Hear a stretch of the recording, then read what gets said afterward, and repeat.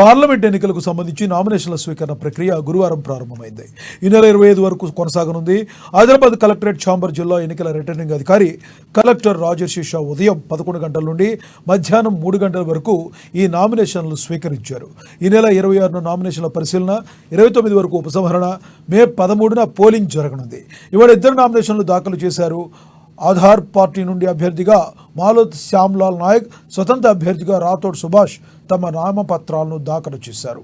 RO కార్యాలయంలో ఈ nomination పత్రాలను మద్దతుదారులతో కలిసి అందజేశారు. అటు నామినేషన్ల స్వీకరణ సందర్భంగా కలెక్టరేట్లో ప్రత్యేక సహాయ కేంద్రం ఏర్పాటు చేశారు. నామినేషన్ కోసం వచ్చే అభ్యర్థులకు సంబంధించి 100 మీటర్ల వరకు 3 వాహనాలు అనుమతించారు. అదేవిధంగా ఈ పార్లమెంట్ ఎన్నికల ప్రక్రియ అప్డేట్ కోసం 100 మీటర్ల దూరంలో మీడియా సెంటర్ను ఏర్పాటు చేయడంతో పాటు ఇరువైపులా బారికేడ్లు పెట్టి ఈ రహదారిని క్లోజ్ చేశారు. కేవలం ఆ రహదారి గుండా నామినేషన్ ఎందుకు వచ్చిన వారిని అనుమతించి ఇచ్చారు. ఇతరులు ఎవరైనా అటువైపు వస్తే ఉన్నతాధికారుల ఆదేశాల మేరకు పోలీసు అధికారులు, సిబ్బంది తిప్పి పంపించేస్తున్నారు.